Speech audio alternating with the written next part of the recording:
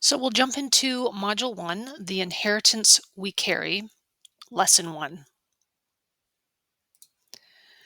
Dr. Edith Edgar, a Holocaust survivor and renowned psychologist, once shared that her mother's last words to her just before they were separated at Auschwitz were, "Edie, no one can take away from you what you put in your mind."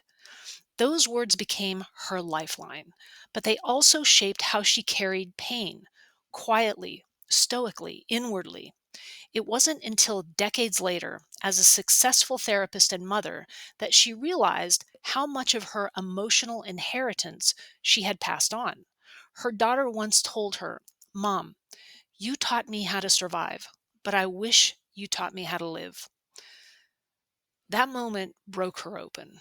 It helped her begin her own deeper healing, not by denying her past, but by choosing what to carry forward. Sometimes love teaches survival, but healing teaches freedom. Most of us didn't arrive at womanhood with a clean slate. We were born into stories, into systems, and into silence. You were handed scripts about what it means to be good, desirable, responsible, worthy. Maybe your mother taught you to stay small, to keep the peace. Maybe no one ever said it directly, but you learned to associate love with self abandonment. And this lesson isn't about blame. We can love our mothers and still see the pain they passed on. We can honor our grandmothers and still recognize the silence they lived in. This work is about naming what we inherited so we can finally decide what's ours to keep and what it's time to let go of. So, emotional inheritance is the unspoken legacy passed through generations. It's not in your DNA, but in the air you breathed growing up. The tension your mother held in her body became the way you hold your breath when you're anxious. The way your grandmother swallowed her needs shaped how you negotiate your own. Sometimes it's as clear as a repeated pattern: generations of women who never felt safe to rest. Sometimes it's more subtle, a quiet pressure to be likable, to keep the peace, to smile even when your heart is breaking. These are the energies that we unconsciously carry until we choose to become conscious of them. Think about the roles you were praised for: the helpful one, the quiet one, the smart one. These roles may have earned you love or at least approval, but they also taught you to edit yourself. Being the caretaker might have made you feel needed, but also exhausted. Being the overachiever may have brought applause, but left you disconnected from your body. These roles helped you survive, but they came at a cost, and you were taught to be useful, not whole.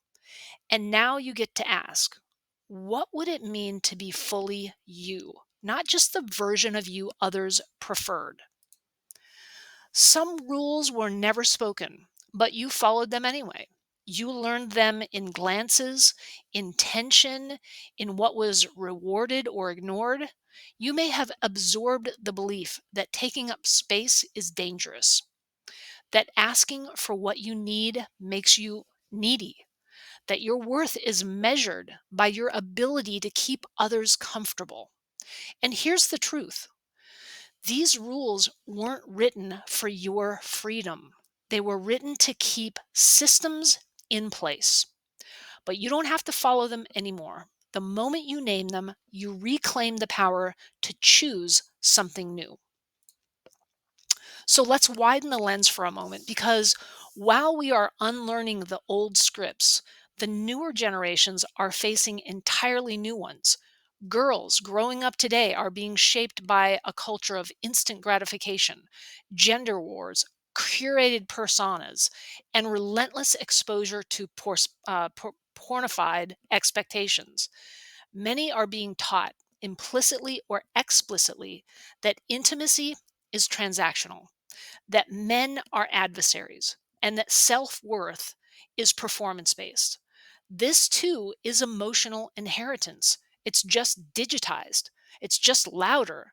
And if we want to heal forward, not just backward, we must create space for what they are navigating and how we can model something different. This isn't about blaming the women who came before us. Most of them were surviving. Many of them never had the language, the tools, or the safety to do this kind of work. But you do. You are the interruption. You are the reclamation. You are the one who gets to say, "This ends with me." You can't grieve what they endured and still refuse to pass on. That's not betrayal. That's evolution. That's awakening. And that's what you came here for. So find a quiet space, put pen to paper, don't overthink. Let it flow. Ask yourself, what were the roles I felt I had to play growing up? What was rewarded? What was punished? What did I believe made me lovable, desirable, safe? This isn't about judgment, it's about clarity. Naming is the beginning of release. And the woman you're becoming deserves to live without old scripts weighing her down. You didn't choose the wounds you inherited, but you do get to choose what continues, what ends with you, what begins with you.